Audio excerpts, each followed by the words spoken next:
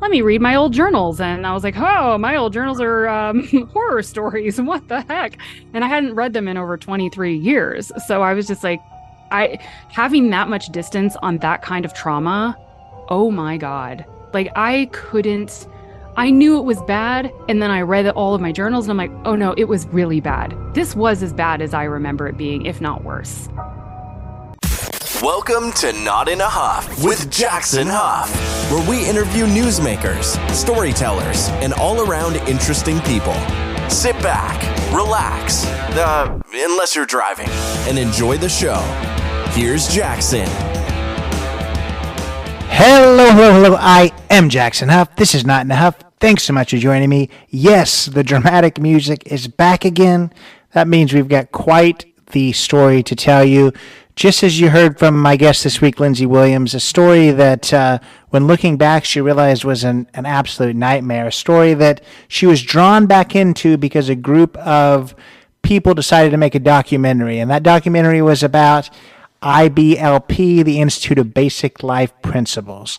This was a church group, a religious organization that had lots and lots of members, the most famous members being the Duggar family from the 16, 17, 18, 19 kids and counting world in TLC.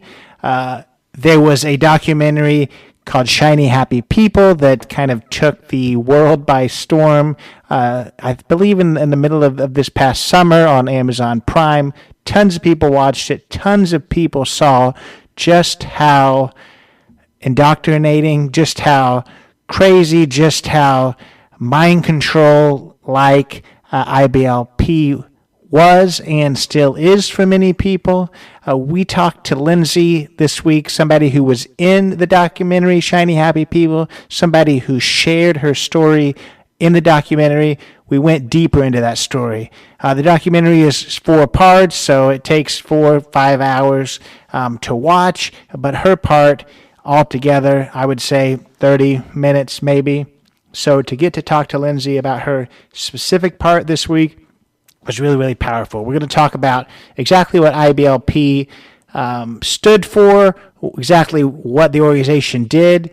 We're going to talk about ATI, the Institute, the Advanced Training Institute, lots of synonyms, not synonyms, lots of acronyms, maybe some synonyms here too, but lots of acronyms for things this week. And I think that you're gonna just learn a lot. It's a powerful story. It's a sad story. This ATI, this homeschooling network, we're gonna find didn't really teach these kids very much of anything, and what they did teach them were some truly heartbreaking stories, some truly heartbreaking teachings, some things that if you are teaching a kid these things, it completely affects their life for the rest of their life, and not just this conservative traditionalist look at the place of men and women, but just how to react when you're being abused, both physically, sexually, and emotionally. That's a tough part of this conversation, and that's something that I want to mention. That listener discretion advised, because we are going to talk about some really tough topics. We're going to talk about some physical abuse. We're going to talk about some sexual abuse.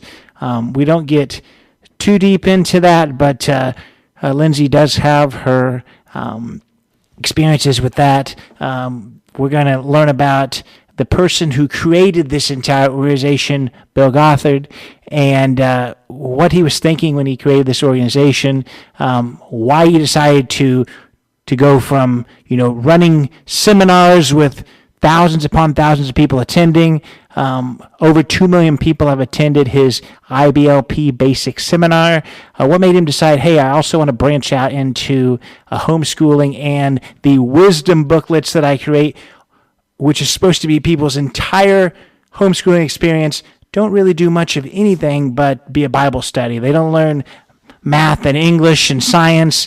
They just learn how to be subservient. So it's just a crazy story, and Lindsey does such a good job of explaining it. So I'm not going to go into too much detail there, but she has her stories about what happened while she was quote unquote one of Gothard's girls. She was up at the main campus where Bill Gothard did some really unfortunate things that I'm glad that Lindsey decided to share with us, and just to see exactly what kind of organization this is.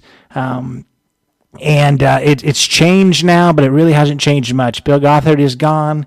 He's no longer in the organization, but they're still following his teachings completely.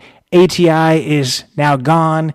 There is no more homeschooling, but they still have those wisdom booklets for sale. So lots of maybe saving face and putting a new face on some things that are bad, that really, they got some bad press, so they changed things, but it's still there. So that's one of Lindsey's missions, is to get everything completely shut down. And I think after listening to her, it's easy to see why. Of course, this is Lindsey's experiences. I wanted to hear those and share those with you. So everything that she says here, of course, is her experiences. So I didn't want to interrupt her at all, nor would I. So just realize that it's all her experience. I'm sure there's people that had different experiences. Some people that's had worse experiences. We're going to talk to another person that certainly had a different experience and some really, really unfortunate things too. That's in a few weeks, and I'll get more about that later. I've talked enough. This is such a powerful story.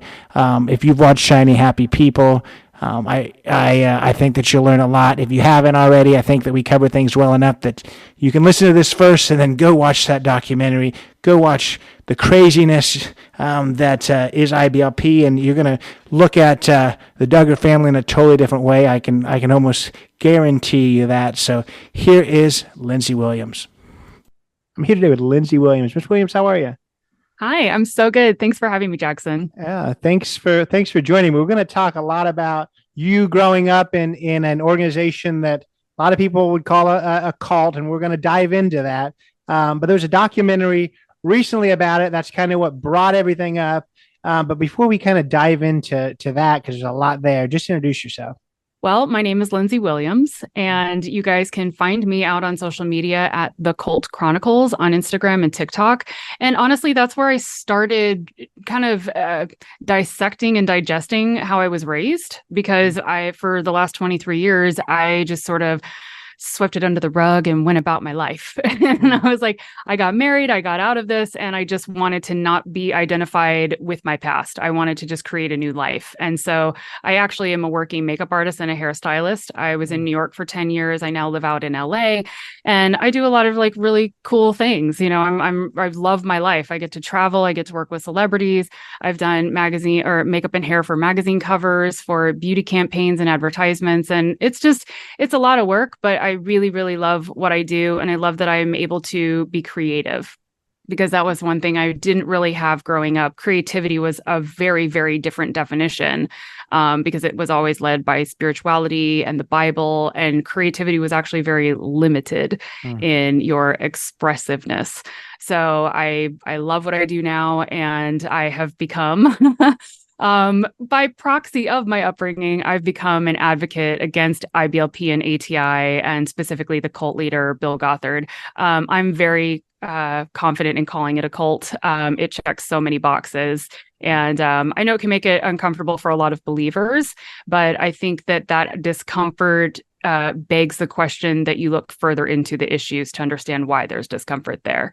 But so now I'm an advocate, to try to bring down IBLP and ATI, because ATI has been ended. And I know we'll discuss it in a minute what that is, but the organization, the Institute in Basic Life Principles, is still functioning. Yeah. And it does get a little bit tough when it comes to cult, because I've talked to people from, the Source family commune from the 70s. I've talked to people who were in kind of micro cults. So yeah, I mean, it's pretty easy, when you're looking at kind of the tenets of what a cult is to call these things cults. But I always just kind of let people decide that for themselves for sure. So I want to also, you talked about how you're doing all this amazing things. That's awesome, but you kind of willfully brought back into what happened in your childhood because of this documentary, Shiny Happy People.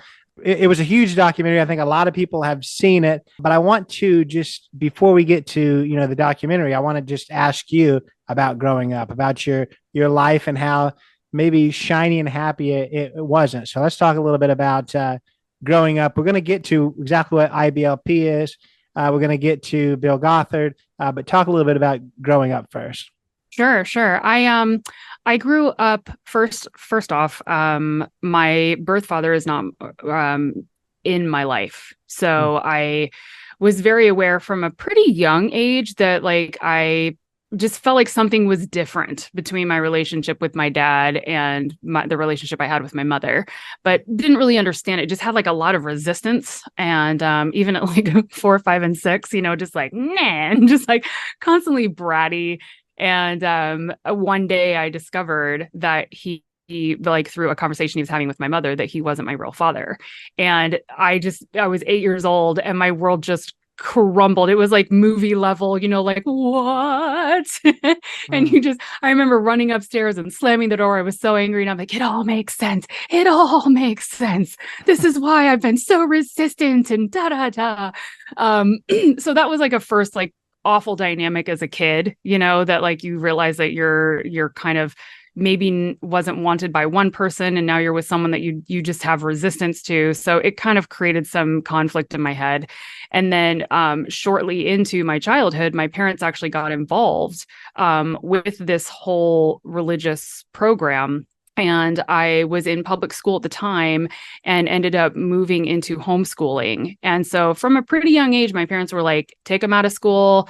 I know we always joke about this idea of like putting them in a barrel and plugging up the hole, until they're like 21 years old and then you let them out into the world. I literally felt that happening to myself. Like I think I even said it in the documentary where like my world became smaller and smaller and it just became a world of cannots and can't do's instead of all the things that I can do. And when you're young, that's what everybody wants, is to learn and understand that you can thrive in the world and you can set your mind to something and you can succeed at it.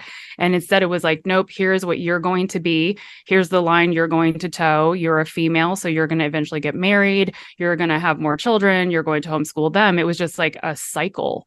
And that felt so unfun to me. I wanted to live I was an excitable person. I wanted to explore things and see the world and try stuff. And all of a sudden it was like, nope, you can't do that.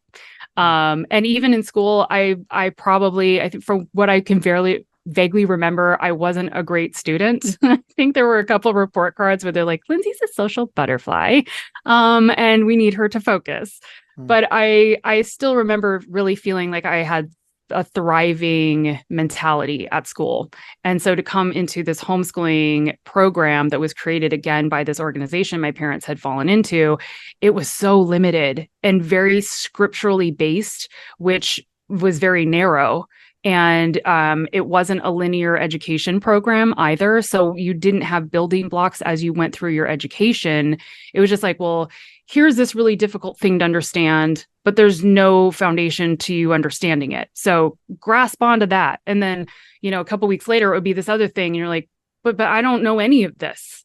Like me and history, don't ever ask me about history. I will have to pick up my phone and Google everything because I don't have a good timeline of understanding of certain periods of history. It's the same with science and math. We would be shown like a division problem and I'm 8 years old. Like, I don't understand division. And then we're bumping over to, other crazy math problems. And so there's a lot about my learning that felt really scattered simply because it was. And it's proof to me now that the people that were putting together these programs had a one-track mind of just indoctrinating you with religion. It wasn't about making you successful to the world. But at the time you didn't know. And so, or I didn't know, but through that learning, my dad was in the military. So I also had like this double whammy of not only being isolated, but also having like a pretty controlling dad. He was very militant himself. And so everything was like very perfectionistic and, yes, sir, no, sir. And it was very rigid. Doesn't make for a fun childhood, and corporal punishment was involved as well. So there was a lot of discipline until I was in my teens, which again, the worst thing to have happen to a person. It really is a desperate attempt, I think, by parents to break children. It really breaks you. And it pressures your mental focus too, where you're like, I don't know if I can hang on much longer. I don't know, like I should just comply. But I was never a good complying child.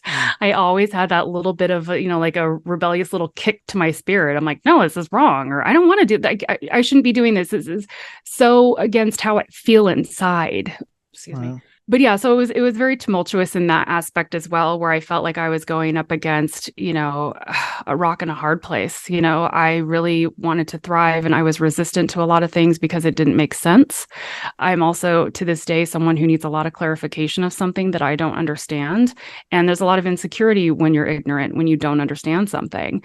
But instead of being allowed to ask questions, we were shut down. Well, you just need to trust us, or you don't need to be asking those questions. Just believe what we're telling you, or believe what's in the wisdom booklet, the materials for our homeschooling program. Toe the line, be perfect.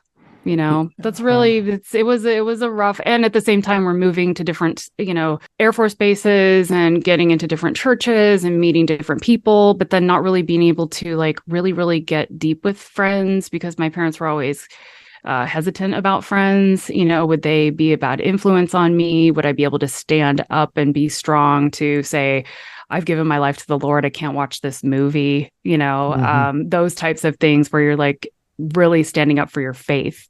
So we were just very guarded and isolated.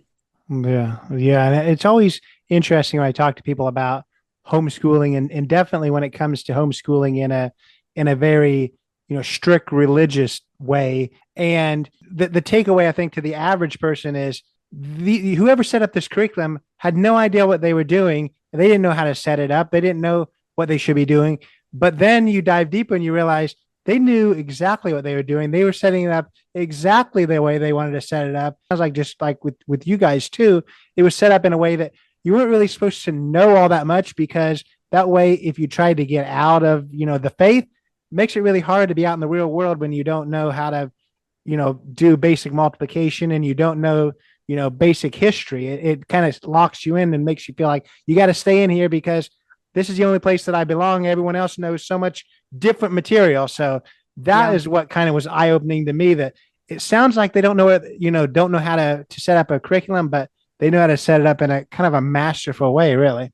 It's manipulation. Yeah, it's a manipulation and control tactic because, like you said, I many, many times in my career, in my adult life after cult life, I have said so many times the amount of less than feeling that I have had to work myself through to just say, you know what, you deserve to be here right now. You know enough to be in this room, run with it, and it's really hard to overcome that when you're so aware that everybody else around you has gone to school. And I know that I've had some really amazing, beautiful friends at this point in my life that have said look, half of us weren't even paying attention in school. So you really didn't miss that much. You probably know what we know. And I'm like, oh no, I guarantee you I don't. And I guarantee you don't know what I know from the way that I was brought up, because it's pretty horrible stuff. Very, very skewed and very bent to a certain direction. And you're right, though. They want you to stay compliant. They want you to stay in the system.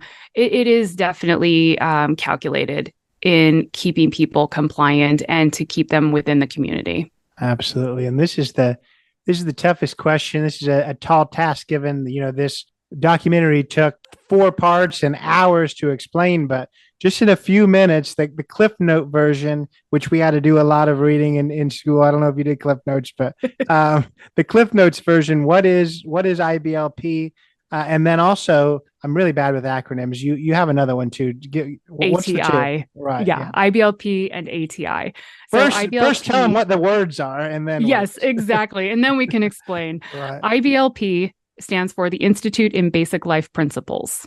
And Bill Gothard is the creator of this Christian ministry. That's how it started out. It was a prison ministry. It was a ministry to youth. I think it actually started out as a youth ministry. And then he moved into prisons, and then he moved into more stuff with youth. It actually started out as the Institute in Basic Youth Conflicts.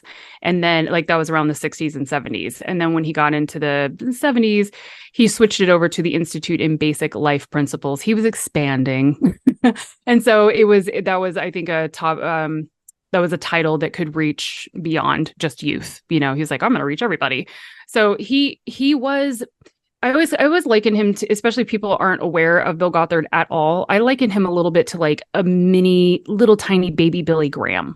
Almost everybody knows who Billy Graham was, and he was filling stadiums around the country and would give these huge evangelical,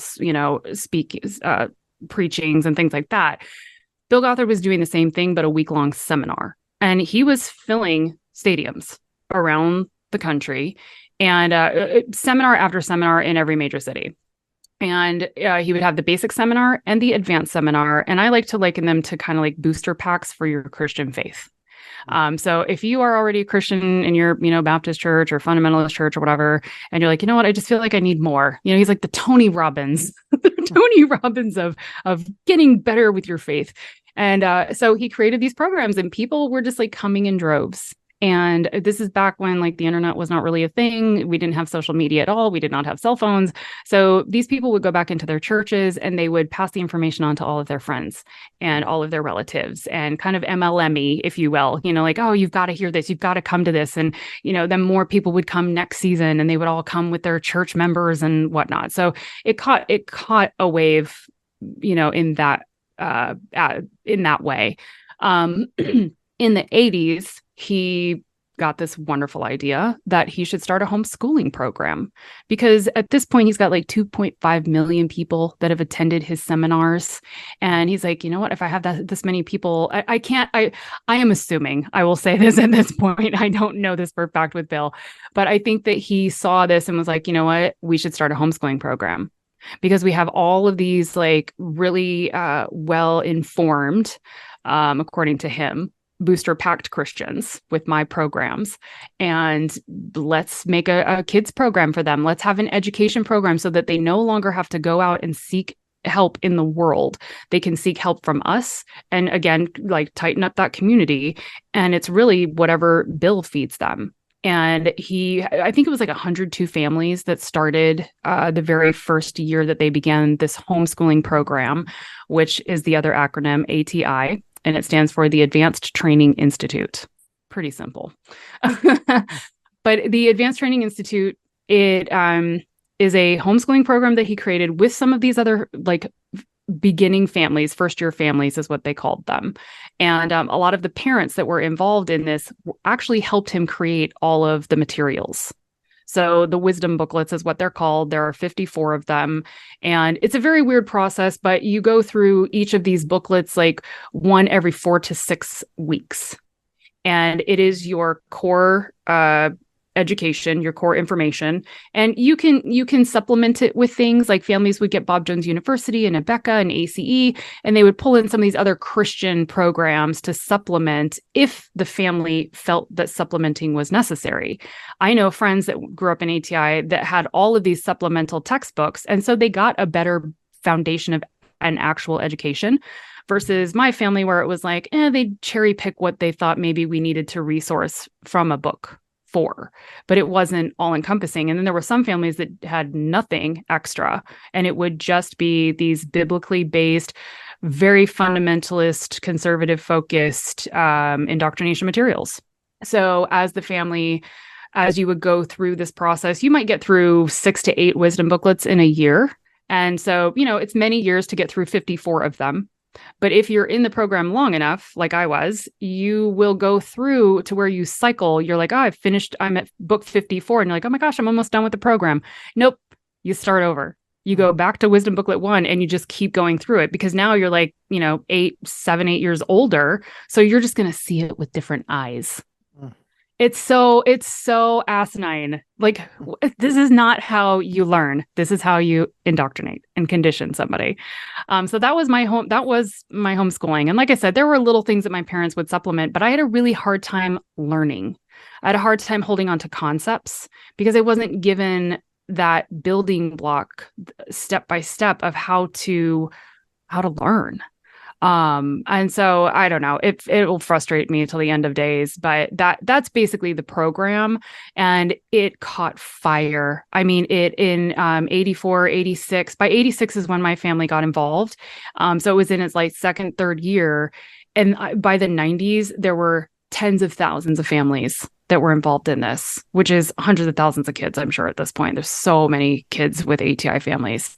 So yeah, there was, and we would have yearly seminars that we would go to specifically for homeschool families. And if anybody watched 19 Kids and Counting, the Duggar family, which they are promoted or they are talked about in Shiny Happy People, you see them going to Knoxville to some of these seminars. And it was exciting for most of us kids because it was a time where you actually got to hang out with people that were deemed safe by your parents because they were raised exactly like you. And everybody was dressing exactly the same. So there was no weird pressure of like, oh, I'm wearing a long skirt and a long sleeve blouse in the middle of June, where it's hot as hell. And you just wish you were in a tank top and shorts like everybody else at the grocery store. But you were with like-looking people, like-minded people. And it just felt like a week-long sort of just like reprieve. And you felt excited. And Bill and his team knew how to make the conference feel so excitable. And they would bring on these really, really energetic speakers. And again, it was just like more indoctrination of fundamentalism and continuing to be really, really narrow in your viewpoints and your faith. And honestly, it created a judgment of the world too, and a fear of the outside, a fear of the world that like it was all burned to hell, and everybody meant evil and cruelty towards you. So you had to really, really stay focused with IBLP and ATI materials because they were going to keep you on the straight and narrow and keep you safe. It was a lot.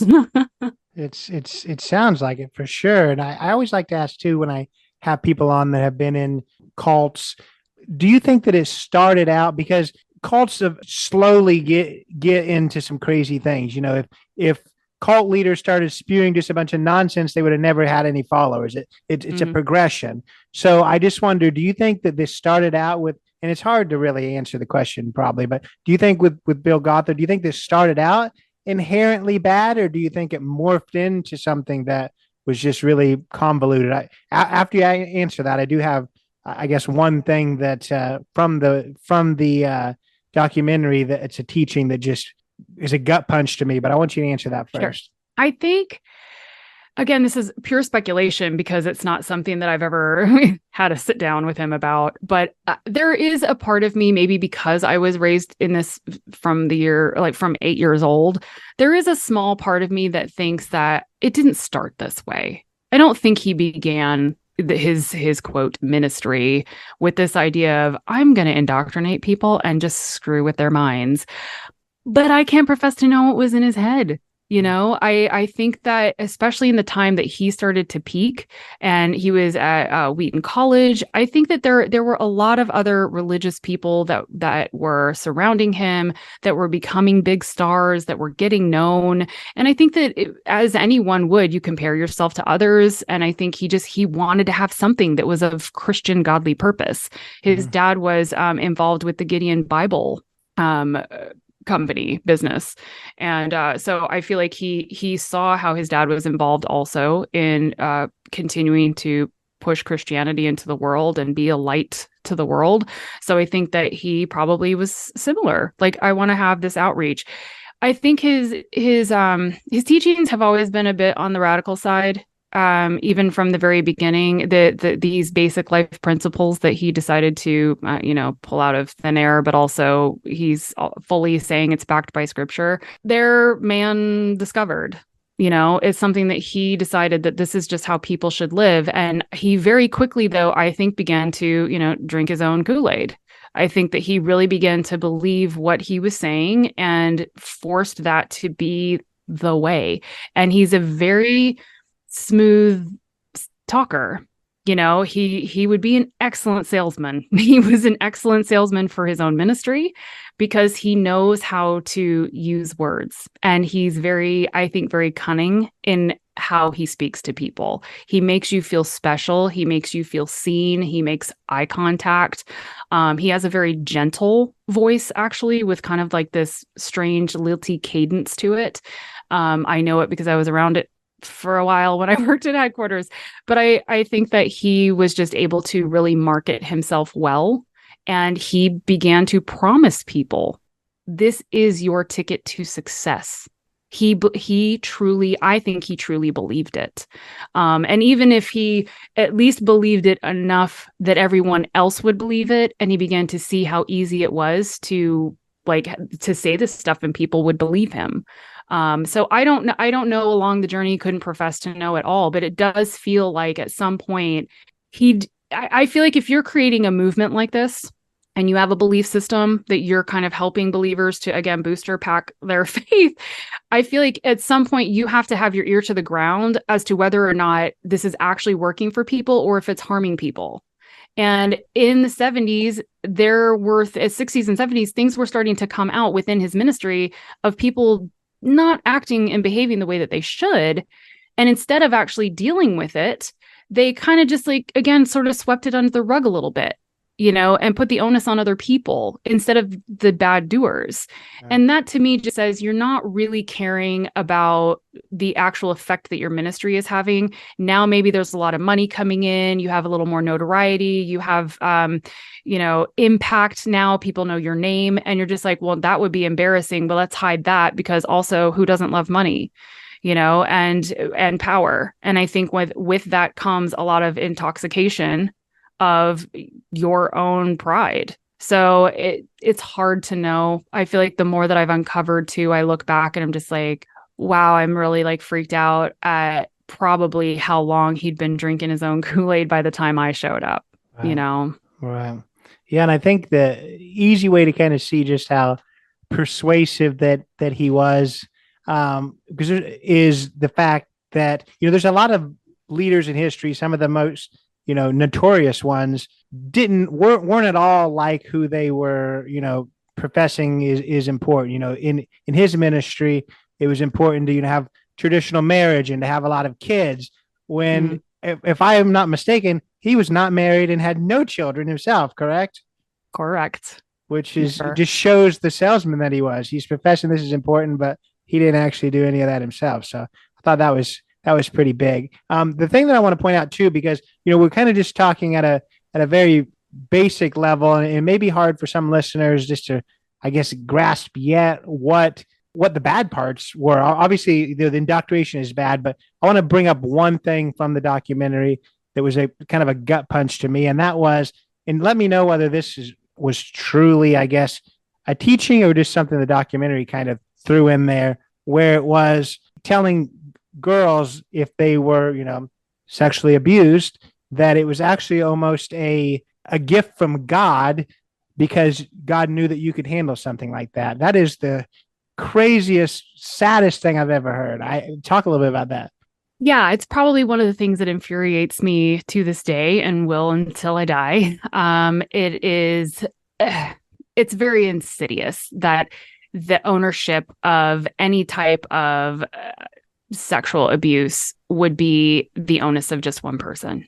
And that is absolutely how Bill saw it. That I feel like, I don't know whatever went through this man's mind. I think the more that we start to uncover, we realize a lot of things were going through his mind of trying to just make everyone else feel super guilty so that he could continue doing his misdeeds. But to put the onus on children, on teenagers, on wives, that we somehow are either to blame because we weren't joyfully available at all times, which is one of his teachings. This is multifaceted, and I'll try to keep it clear.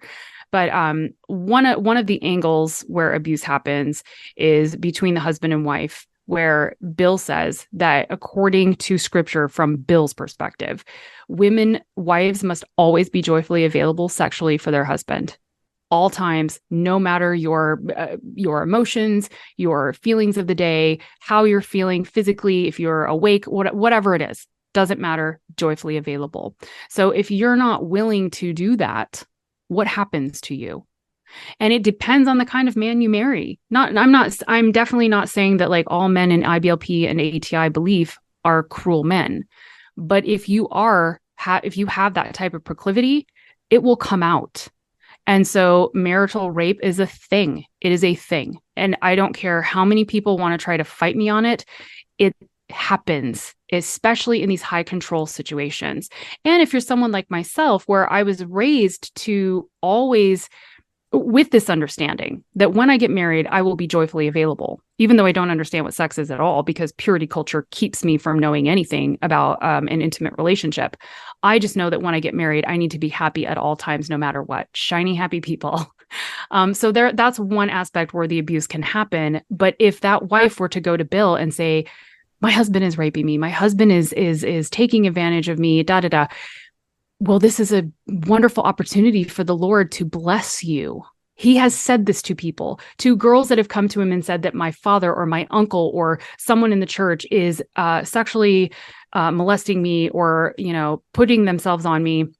He would literally send them back to their homes, to their churches, and tell them that they need to cry out to God, because God will give them further blessings in their life that they can't even perceive at this point. He would send women back into abusive situations to continue to be abused. I will forever not be able to understand that. But when we know about his behaviors, it kind of makes sense that he's protecting predators. There also is the aspect of young children. Crying out to God is a very big pinnacle of one of Bill Gothard's beliefs. And if something bad is happening to you, then you need to physically cry out. If you don't, and this is again, according to scripture, if you don't physically cry out to God, like, dear God, this is happening, or God, please stop this from happening while bad deeds are happening to you. If you don't cry out, you are considered complicit in those actions. What I know now from therapy is that a lot of people freeze. They freeze in those experiences. Their mind shuts down. They disassociate. There's no physical crying out. There is shock. So Bill's saying you have to fight through that to somehow yell to God, and then you're going to, be saved from whatever the bad thing is happening. We know that's not true. It doesn't matter how many times a woman screams out. If someone is willing to attack them in certain ways, that's really hard to get out of. So this teaching, he actually has, it's so horrific. He has a description. It's like a 2-pager about like sexual abuse. And it's regarding a young boy at like the age of 6 or something that is assaulted by another boy who's like older than he is. And Bill has like a 10-point list of how this young little boy will receive blessings from God because of this assault. He's 6. What we should be doing is removing the person that assaulted him and getting this kid some help. And instead, Bill's like, well, look at how God's going to help him and glorify him and bless him. Heather Heath, who is in the documentary, wrote a book called Lovingly Abused. And I grew up with these teachings, same as she did. And I never had this moment where I thought to myself, like, well, if this is happening to me, this could be beneficial. I'm just a really hot-headed girl. Like I would be fighting and poking eyes out. Like I would just be scratching this person up. I don't think freeze would happen for me. But in reading her book, her viewpoint gut punched me, because she felt this way, like what you just explained, that she actually hoped that the Lord would allow her to have this negative experience so that she could have more blessings from God. That's like when you're young and you're receiving this information, that's what her sweet little precious mind took in, that she so desperately wanted God's blessings in her life that she would welcome this level of negative experience in her life. And I'm just like, how many people thought that way? that like and this is where I come back to where we were talking about Bill and like his responsibility as a leader.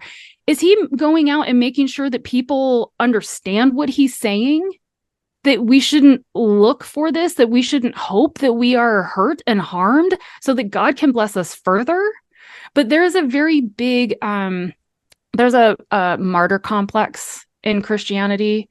We're seeing it especially right now with Christian nationalism, where they thrive on persecution. They thrive on people not liking them, because that's, again, another like qualifier that if we are not accepted, we have reached the status of being a peculiar and strange people for God, which is a badge of honor, because it means they're living this perfect, pure life that people just can't understand. It's so messed up. It is mentally, it's twisted up in what really should be happening within the Christian faith. So yeah, this abuse it's systemic. It's consistent. You saw it with Josh Duggar as well. I mean, they sent him away to 2 different opportunities within Bill's ministry when his misdeeds were found out, and it didn't help. He dug holes and memorized scripture. We know with therapy that that's not how you change somebody. That's not how you heal. You have to get to root causes. And with Bill's system, root causes really just comes back to his 7 non-optional principles. It's disheartening.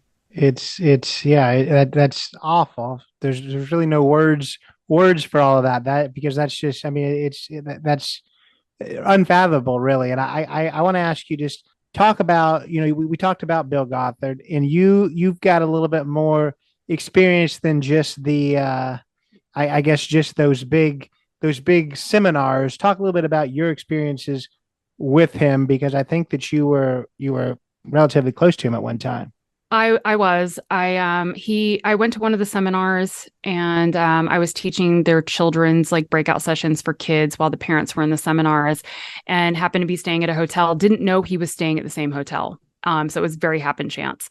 And I'm in the breakfast room. He comes into the breakfast room. All of us young students are like, oh, wow, Bill Gothard's here. Oh, you get to see him in person and in this like more private situation. And wow. But he came into the room. He was getting breakfast, but he locked eyes with me at one point. And of course, we're all looking at him. But he locked eyes with me. And the rest of the morning, as he sat there, he just was just locked on me. He wasn't really like enjoying the room and looking around at other people. He just was at me. And I was like, wow, this feels really weird. Do I have something on my face or whatever? And then I kind of morphed into, does he see God in me? Like at this point, I wasn't really sure about God. He wasn't really seeming to like change things at home. It didn't matter how much I prayed or the things that I was doing that should make me more successful and better in my environment. So I was like, well, maybe he sees God. Maybe he's, you had this idea that he could just sniff out godliness. Now I know he sniffs out prey. So he actually got up and he came over to my table and he asked what my name was and if I would like to meet him after the seminar. I think we went over to his office at one point during the day, but then later on that evening after the seminar, I was brought to him and we went in his little van over to his office, and he took me into his office at one point and he started asking me a lot of questions, which to me just seemed normal, like, oh, how long have you been in ATI? How old are you? What's your birth order? What's your spiritual gift? All of these qualifiers that we all use to kind of like assimilate with each other within the community of this cult. And then he was like, well, are you in courtship with anybody? And that's a tether to purity culture. And I was like, well, no, but there's a guy back home that, he's wanting to court me, but he's like 33, 34 or 5 years old. I'm like 18 at this point. And Bill's like, oh, well, we can't, you're going to need to release him. And I'm like, he's the one looking for me. I'm not trying to marry him. And he was like, but you need to emotionally release this man. And then he's like, and are you a virgin? And I was like, whoa, what? Like, no one used that word with me. I think maybe my mother used it one time, my father maybe once, but like that's just like a no word. You don't talk about that. We're pure people. And there was a male assistant in the room too. So I felt like really I got so hot. Even now remembering him saying it, I'm just like, oh, why would you ask somebody that? What does that matter? with us just having a conversation. And so I can't profess to know what my face looked like. I don't know if I read shock or like, or offense, like, oh, of course I am. But I remember the feelings of like feeling so arrested and like, why would he ask that? And I found out much later that this was something he asked a lot of the girls that he would interview to potentially come to headquarters, which is where he would bring a lot of us Gothard girls up to headquarters. And we kind of ended up getting tagged with this label that we were Gothard girls and or Gothard's favorites. I was always called a favorite at the time that I was there. But and even when so he ended up bringing me up to headquarters. And I fast tracked it basically because there's kind of like a barrier to entry to getting to headquarters. You have to be kind of the ultimate with these homeschool students. You have to have gone through a bunch of different programs and finished a lot of different like journal booklets that Bill just deems I need you to do these things before you can be like a bulwark in my ministry.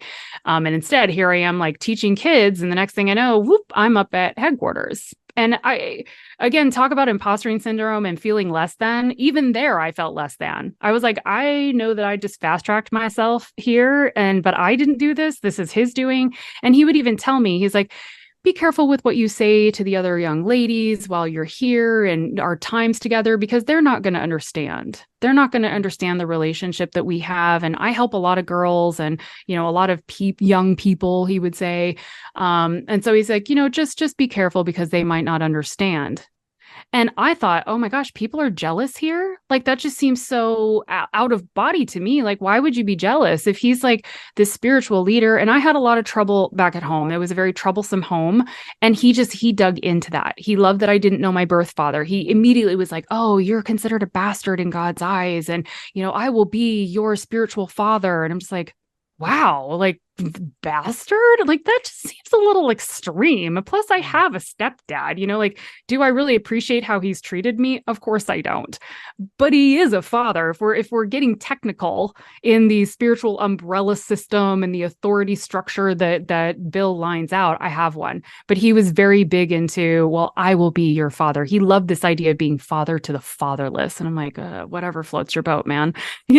At least I'm here and I wasn't at home. That was one of my driving forces, because a lot of people are like, why did you stay?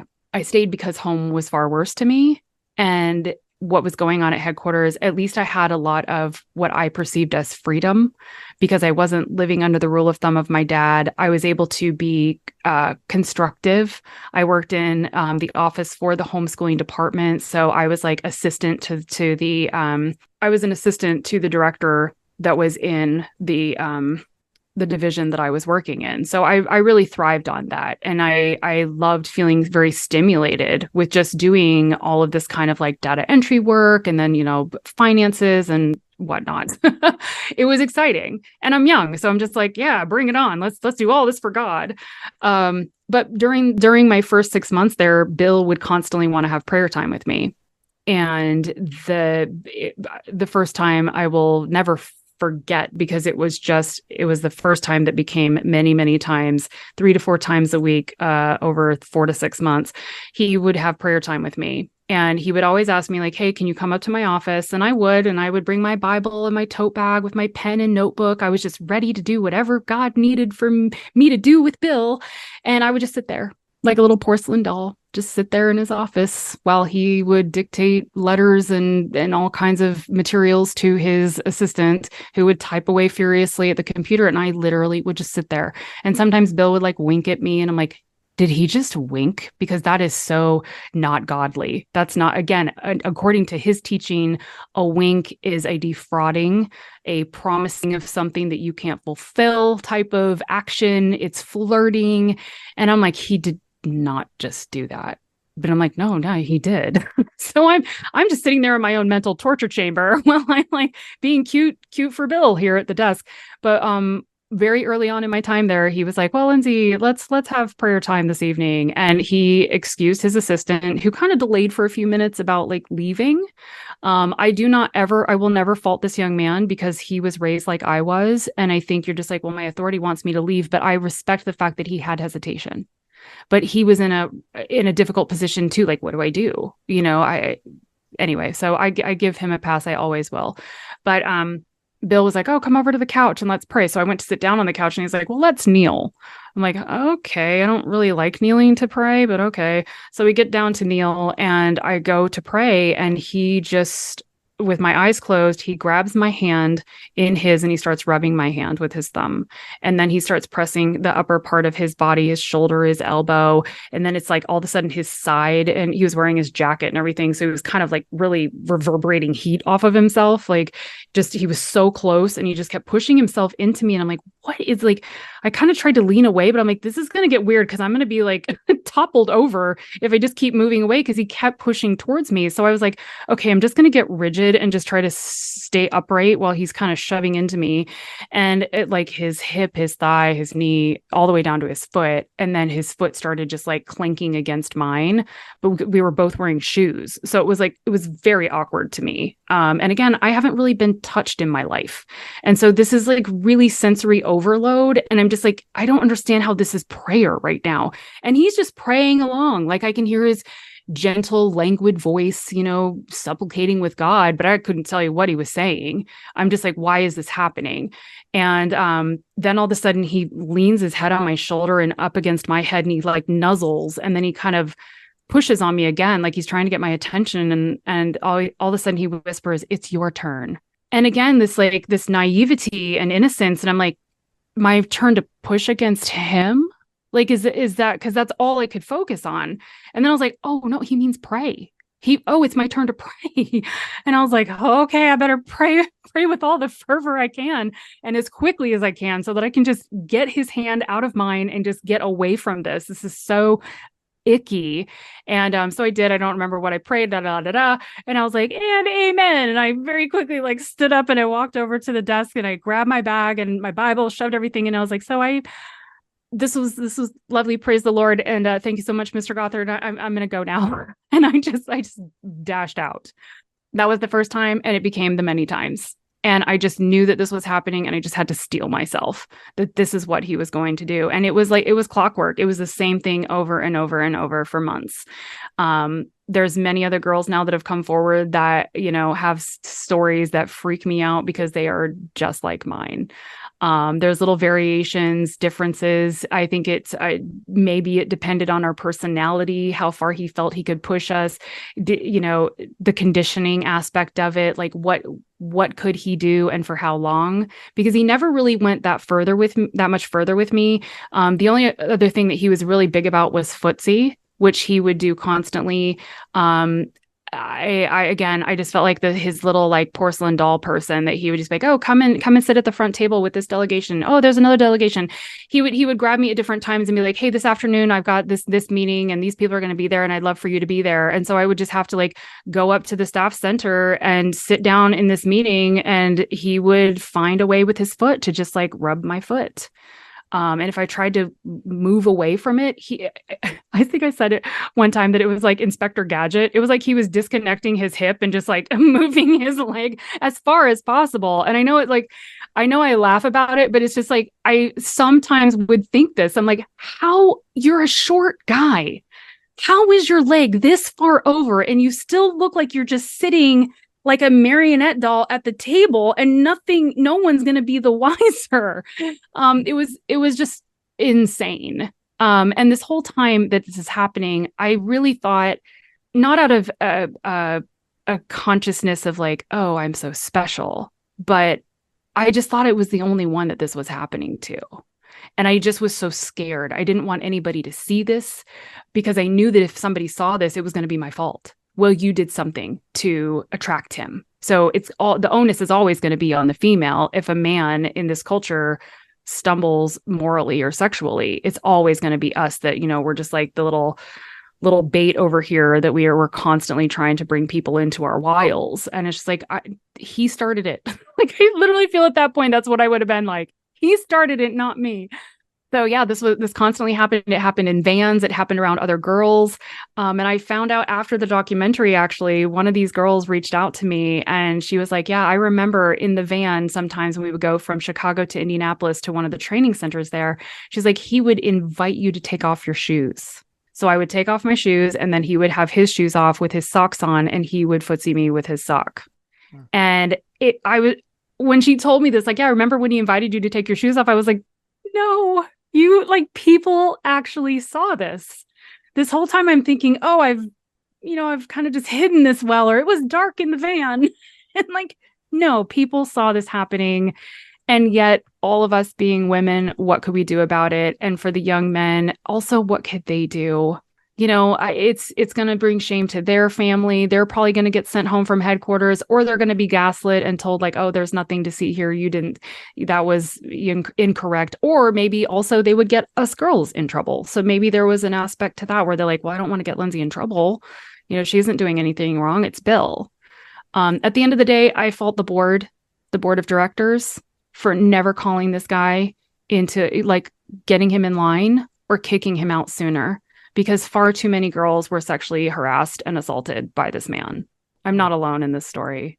There's so much more we could unpack there. That's just there's a lot there, and I want to give it. I don't want to just say something quickly and not give it the respect it deserves. So I want to just wrap up I'm going to throw everything in this one last question. The one thing with the documentary that kind of perked my ears up too is, I guess we were a little bit into the heart of it because I'm sitting here in Indianapolis, Indiana. So apparently that was a place that had a big part in IBLP. But I want you now answer these two questions together as much as that you want. How you got involved with the documentary and your overall thoughts with it all, and then also something I know that was important for you to talk about, and I don't want to not allow you to do that, is that IBLP is still out there, even after the documentary, even after all the pushback, it's still out there. They had an official response after the documentary that, Bill Gothard has been out of the organization since 2014. We're not really a church.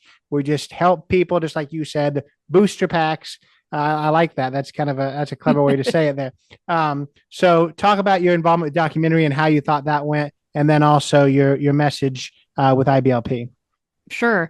The documentary actually came about or came across my awareness via Chad Harris, who's also in the documentary, World Domination Chad, as we like to describe him. But he and I had already been friends via TikTok. I'd been on TikTok for several months already sharing my story. I felt like I needed to explore what happened to me, and it felt like time. It was time. It was also during the pandemic, so I was bored out of my gourd, and I was like, let me read my old journals. And I was like, oh, my old journals are horror stories. What the heck? And I hadn't read them in over 23 years. So I was just like, having that much distance on that kind of trauma, oh my God. Like I knew it was bad. And then I read all of my journals and I'm like, oh no, it was really bad. This was as bad as I remember it being, if not worse. And so we're in a couple of different Facebook groups, and someone had posted that our director, Olivia Christ, had reached out to a couple of people about her interest in doing a documentary about the survivors of ATI and IBLP.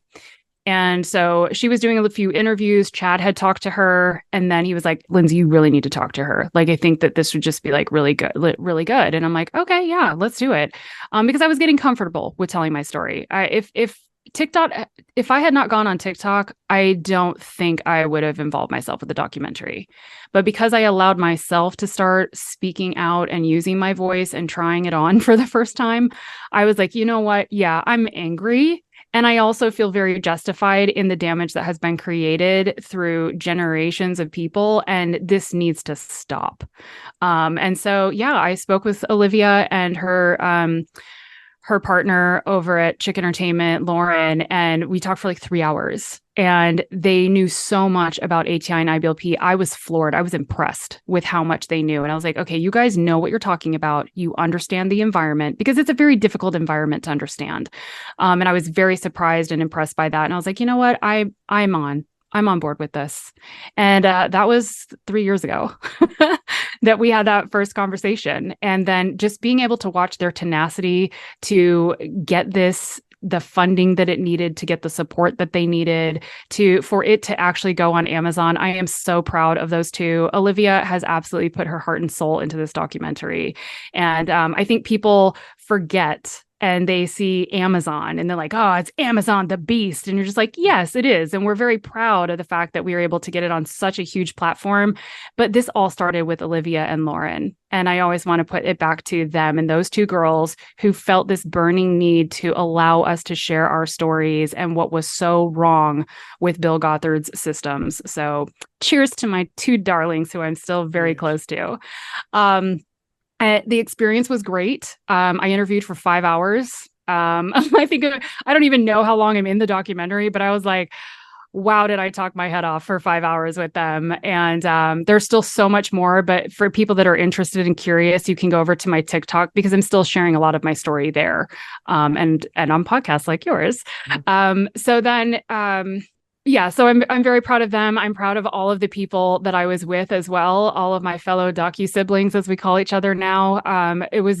All of us had to push forward with bravery and courage to share these stories. They don't come out of us easily, nor do they come out lightly. This is very heavy information to be talking about. And I think a lot of people got upset at things, or they felt a little bit like the documentary was attacking people of faith or attacking homeschoolers.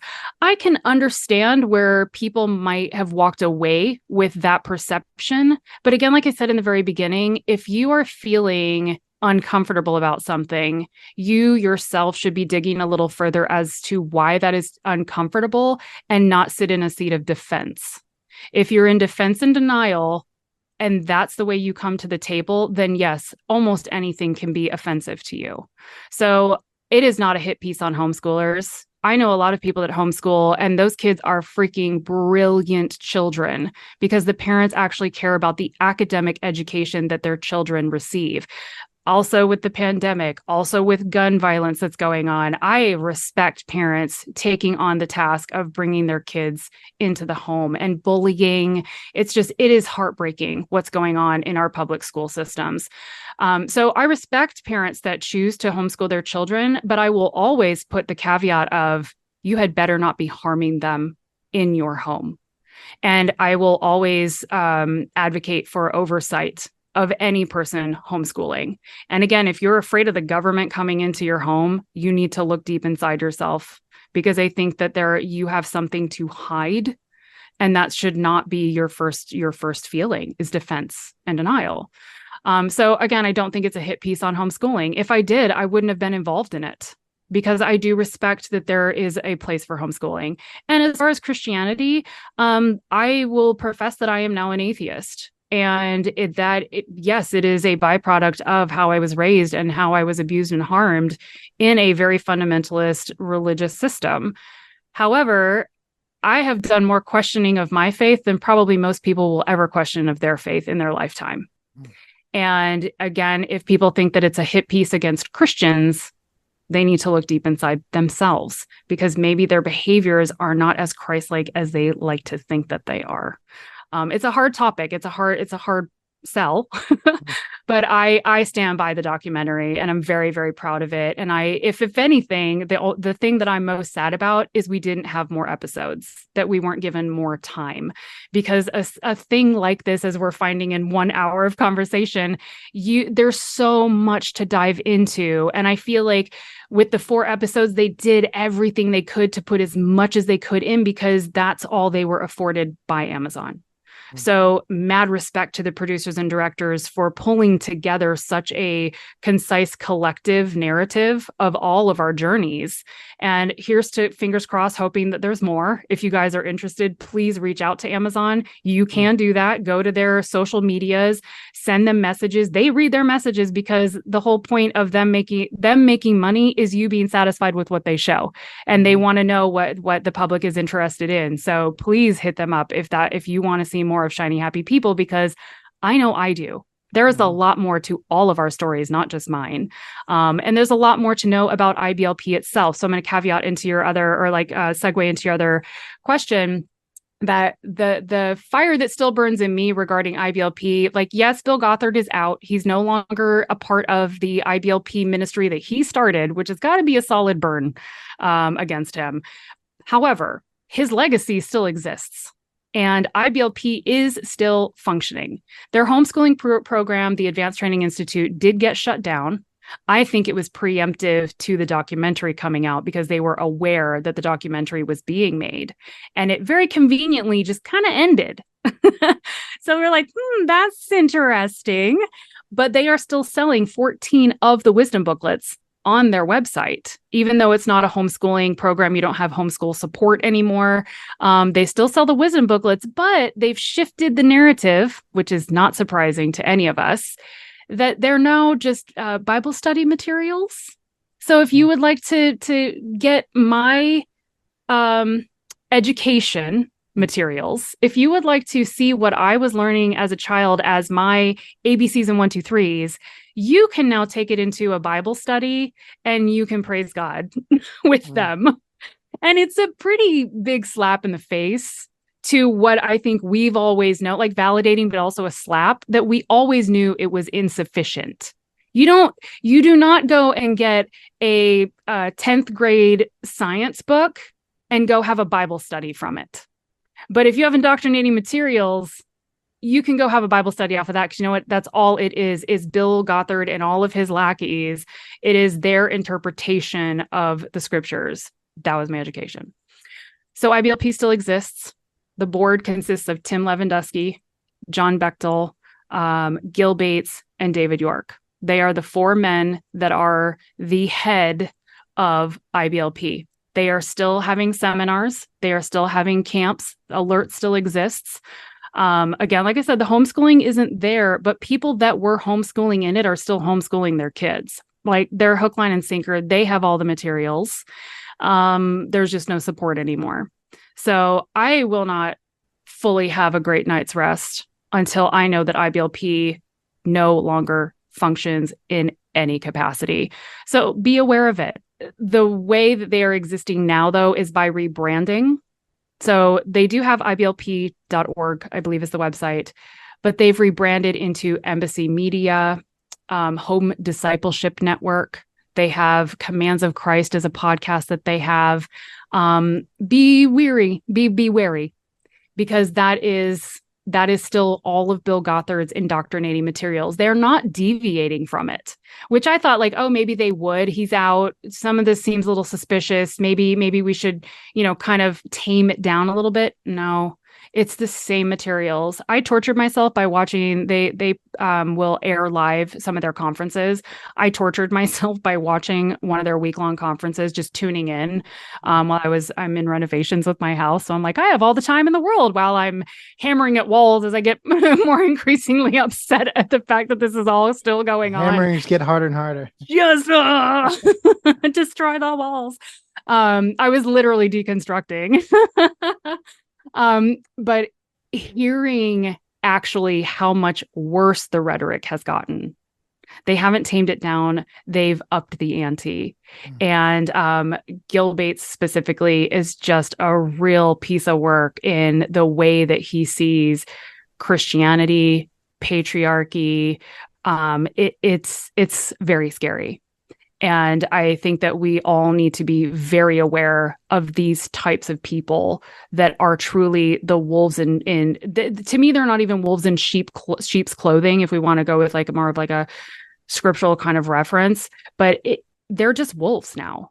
Like, a lot of these pastors and preachers and Christian leaders are not afraid to be nasty and mean and cruel from the pulpit, from their conventions. They are just all out, unbridled, and with no fear, because where's the retribution or the retaliation? There is nothing. There's no ownership or responsibility that's being put on them at all. They keep consistently getting away with their bad behavior. So I'm glad the homeschooling program is gone, but they are still pushing forth their narrative. So be aware. be aware, and like you said, we could talk for another hour, no problem. So what if people want to hear more from you? You've shouted out a few times. How can people follow along with Lindsey Williams? You can follow me over at TikTok and Instagram. My handle is The Cult Chronicles. Yeah. And if you want to see my makeup work, because that's what I do for my real life, you can follow me at Crazy Pretty on Instagram. I love it. Those both will be in the show notes. I really appreciate your time. Thank you. Thanks so much, Jackson. This was really amazing. You were very, very prepared as well, and I really, really appreciate it. So that was Lindsey Williams. Really, really appreciate her coming on and sharing her story. You know, this is a powerful story, but it's not an easy one to share, I'm sure. You know, this is some of the worst things that ever happened in her life, but she shares it because she wants to make sure that it doesn't happen to other people. She goes on podcasts. She was in this documentary. She does the things she does with her Cult Chronicles because she realizes, hey, this is still happening to people, and you know, whether you're conservative, liberal, Christian, atheist, anything like that, we can see that wrong is wrong, and organizations that bill themselves as anything other than what they are should be stopped. And I think that there's a lot of organizations out there that hide behind different labels that are really abusive, and I think that through Lindsey's story, we found that IBLP might be one of those organizations. So I hope that you enjoyed this conversation. You know, this is such a huge topic and one that's so relevant right now that, as I mentioned in the beginning, I have already talked to another person from that documentary from IBLP who has a story just as powerful as Lindsey's, who dealt with some truly horrific things. She was somebody who was a victim of Bill Gothard as well, and somebody who heard Bill Gothard's teachings firsthand about sexual abuse and being proud and feel like God is rewarding you because of those things. And we're going to talk about the impact that has had on her life. So I don't want you to miss that one. But I do want you to follow along with Lindsey and all the amazing things that she is doing. The links to her information will be in the show notes, and I know that her Cult Chronicles mission is a powerful one, and I hope that you'll follow along with her with that. If this is your first time listening to this podcast, really appreciate you being here. So many amazing guests in the past, so urge you to check those out. I urge you to check out future guests. In a few weeks, there'll be another person from IBLP featured, so if nothing else, come back in a few weeks for that. But hope you'll check out the over 150 other guests that I've already had. Really, really proud of that lineup. Go follow on Instagram and on Facebook. Not Enough Podcast on Instagram, Not Enough with Jackson F on Facebook. That'll help you see when those new episodes come out. If you like this podcast, give it a 5-star rating on Apple and on Spotify. Leave a written review on Apple. Really appreciate that. Thank you for being here. Thank you, Lindsey, for being here. Take it away, Chris. This has been Not in a Huff with Jackson Huff. Thank you for listening. Be sure to join us next time, where we will interview another amazing guest who is sure to make you laugh or make you think. Or, hey, maybe even both. But until then, keep being awesome.